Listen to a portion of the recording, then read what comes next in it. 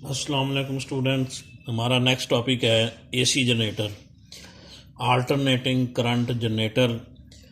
Generator एक ऐसी device है जो मैकेनिकल एनर्जी को इलेक्ट्रिकल एनर्जी में कन्वर्ट करती है। इससे करंट प्रोड्यूस होता है। हम आगे तफसील से पढ़ेंगे, मैथमेटिकली प्रूव करेंगे कि वो करंट जो इससे प्रोड्यूस हो रहा है वो मुसलसल तब्दील होता जाएगा। मुसलसल तब्दील होने की वजह से उसे अल्टरनेटिंग करंट कहते हैं, और ये डिवाइस जिसके ज़रिए ये प्रोड्यूस होता है उसे अल्टरनेटिंग करंट जनरेटर या एसी जनरेटर कहते हैं।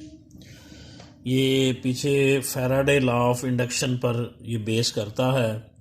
हमने पढ़ा था कि जब एक कॉइल का मैग्नेटिक फ्लक्स चेंज होता है तो उस कॉइल में इंड्यूस्ड ईएमएफ प्रोड्यूस हो जाता है। तो वैसे यहाँ पर मैग्नेटिक फील्ड अप्लाई किया हुआ है। ये नॉर्थ पोल है, ये साउथ पोल है। इधर से इधर मैग्नेटिक फील्ड लाइन्स आ रही हैं और यूं करके नॉर्थ पोल से किधर आ रही हैं, साउथ पोल की जानब।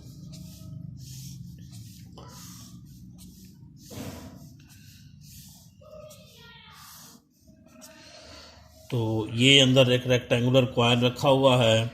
जब ये रेक्टेंगुलर कॉइल मैग्नेटिक फील्ड के अंदर रोटेट करेगा तो इसका मैग्नेटिक फ्लक्स चेंज होगा, और फ्लक्स की तब्दीली की वजह से इसमें इंड्यूस्ड ईएमएफ प्रोड्यूस हो जाएगा। जैसे यूं करके मैग्नेटिक फील्ड लाइन्स आ रही हों, तो जैसे ये कॉइल ऑफ अर्थ करें तो जब इस तरह ये रोटेट करेगा, इस तरह घूमता जाएगा, तो घूमने की वजह से इससे गुजरता हुआ मैग्नेटिक फ्लक्स जो है वो चेंज होता जाएगा। यहाँ पर मैक्सिमम लाइनें गुजरेंगी।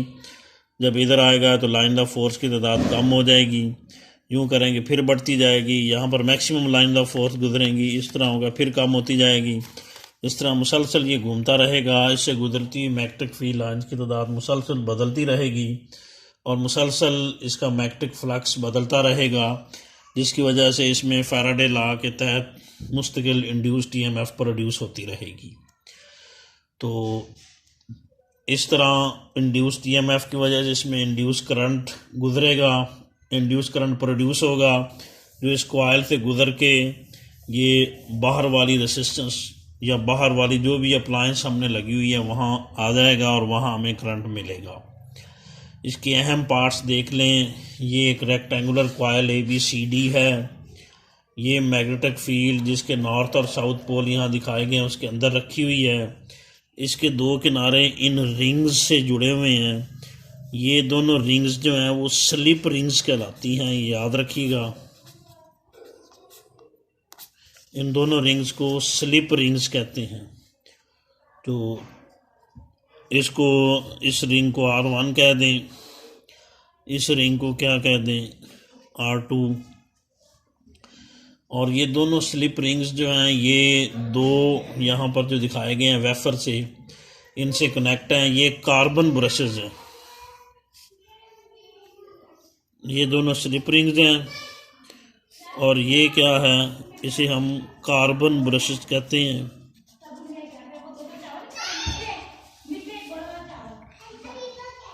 ये दोनों रिंग जो है वो कार्बन ब्रशेस के साथ स्लाइड कर रही होती हैं। ये भी कार्बन ब्रश है और ये भी कार्बन ब्रश है। इसको B कह लें, इस कार्बन ब्रश को B1 कह दें, इसको क्या कह दें, B2। तो ये दो रिंग्स हैं जो कार्बन ब्रश B और B2 के साथ स्लाइड कर रही हैं, उसके साथ टच हो रही हैं। जैसे ये रिंग हो यूं करके तो वो ये कार्बन ब्रश हो, उसके साथ ये यूं करके घूमती भी रहेगी और उसके साथ टच भी होती रहेगी। तो इसका फ़ायदा ये होगा कि इस लूप में मैग्नेटिक फ्लक्स की तब्दीली की वजह से जो इंड्यूस करंट प्रोड्यूस होगा वो इन रिंग्स में आएगा। रिंग्स के ज़रिए वो कार्बन ब्रशेस में जाएगा और कार्बन ब्रशेस के ज़रिए वो एक्सटर्नल सर्किट में चला जाएगा। तो इस तरह इन स्लिप रिंग्स और कार्बन ब्रशेस के ज़रिए मैग्नेटिक फील्ड के अंदर घूमती हुई कॉइल में पैदाशुदा इंड्यूस करंट हम एक्सटर्नल सर्किट में रिसीव कर सकते हैं। तो इस कॉइल को जो जितनी देर तक हम मैग्नेटिक फील्ड के अंदर घुमाते रहेंगे, यानी इसको मैकेनिकल एनर्जी देते रहेंगे, मैकेनिकल एनर्जी की वजह से ये कॉइल घूमेगी, उतनी देर तक इस कॉइल का मैग्नेटिक फ्लक्स बदलता रहेगा और फ्लक्स की तब्दीली की वजह से इस कॉइल में इंड्यूस्ड ईएमएफ और इंड्यूस करंट प्रोड्यूस होते रहेंगे। तो हम उस इंड्यूस्ड ईएमएफ का फार्मूला निकालते हैं और ये भी देखते हैं कि फ्लक्स के तब्दील होने की वजह से जो इंड्यूस करंट प्रोड्यूस होगा उसकी डायरेक्शन कौन सी बनती है। तो ये वाली साइड पहले ए बी डिस्कस करते हैं। ये फ़र्ज़ करें यूं करके घूम रही है, यानी ये साइड फ़र्ज़ करें ऊपर आ रही है और ये साइड फ़र्ज़ करें क्या है, नीचे जा रही है। इस तरह ये ऊपर आ रही है और ये साइड नीचे जा रही है। तो इसको डॉट से भी शो कर सकते थे, अगर ऊपर आ रही है नीचे जा रही है तो क्रॉस से भी शो कर सकते हैं। तो जब ये साइड ऊपर आएगी तो इस वायर के अंदर जो चार्जेस हैं, इलेक्ट्रॉन्स हैं, वो भी इस वायर के साथ साथ इस तरह ऊपर आएंगे। उनकी वेलोसिटी की डायरेक्शन अपवर्ड होगी। और हमने पीछे पढ़ा था कि मैग्नेटिक फील्ड के अंदर जब एक चार्ज क्यू मूव करता है तो मैग्नेटिक फील्ड उस पर ये फोर्स लगाता है, F is equal to q v cross B. अगर एक चार्ज क्यू वी वेलोसिटी के साथ बी मैग्नेटिक फील्ड के अंदर मूव करें तो मैग्नेटिक फील्ड उस पर ये फोर्स लगाएगा, F is equal to q v cross B. इस फोर्स की डायरेक्शन हम देखते हैं कि कौन सी होगी। जब ये वायर ऊपर मूव करेगी तो इसके अंदर वाले चार्ज भी ऊपर मूव करेंगे। फ़र्ज़ करें इसके अंदर ये चार्ज क्यू है जो वायर के साथ इधर मूव कर रहा है ऊपर इस मार्कर की डायरेक्शन में, तो उसकी वेलोसिटी की डायरेक्शन ऊपर होगी, बी की डायरेक्शन इधर है। तो इस फोर्स की डायरेक्शन मालूम करने के लिए वी से बी की जानब हम दाएं हाथ की उंगलियां घुमाएंगे। इधर वी है, इधर बी है, वी से बी की जानब उंगलियां यूं घूमेंगी, अंगूठा इधर जाएगा। तो V क्रॉस B की डायरेक्शन इधर होगी, V क्रॉस B की डायरेक्शन इधर होगी, तो फोर्स की डायरेक्शन भी इधर होगी। इन चार्जेस पर इधर फोर्स लगेगी, ये चार्ज इधर फ्लो करेंगे, इंड्यूस करंट इधर फ्लो करेगा। अब हम इस साइड पे देख लेते हैं साइड CD कि साइड CD के अंदर जो है वो मैग्नेटिक फोर्स की डायरेक्शन किधर बनती है। तो साइड CD में अगर हम देखें तो ये नीचे जा रही है, इस तरह ये साइड इस तरह नीचे जा रही है।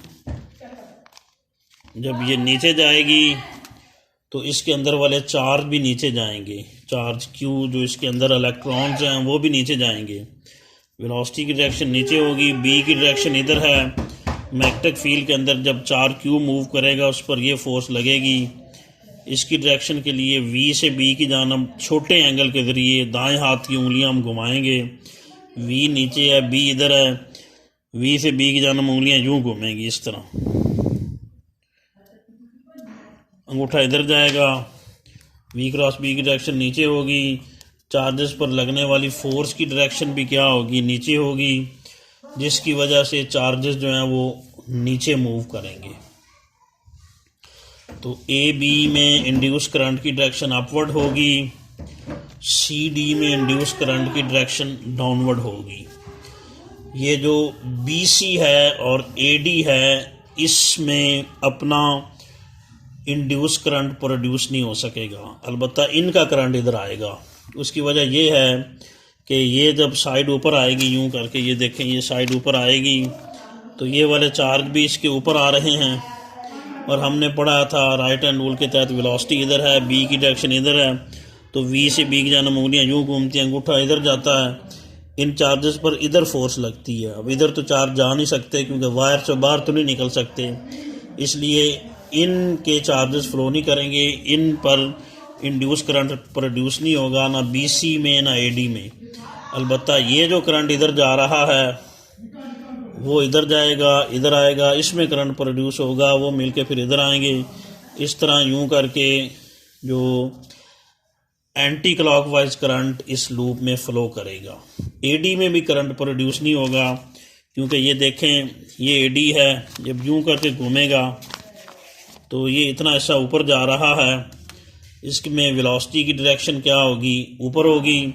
चार्जेस की B की डायरेक्शन इधर है, V से B की जानब यूं उंगलियां घूमती हैं, अंगूठा ऊपर जाता है तो चार पर इधर फोर्स लगती है, अब वायर तो इधर है, इलेक्ट्रॉन बाहर तो नहीं निकल सकते, फोर्स तो इधर लग रही है, तो इसलिए इनके चार्जेस मूव नहीं करेंगे, वो अंदर ही रहेंगे, उन पर इस मैग्नेटिक फोर्स का इफेक्ट अपीयर वाज़ेह तौर पे नहीं हो सकेगा। अलबत्ता ये करंट इस तरह इसमें से फ़्लो करता रहेगा, AB में भी प्रोड्यूस होगा और CD में भी प्रोड्यूस होगा। ये करंट इस तरह एंटी क्लॉकवाइज होगा।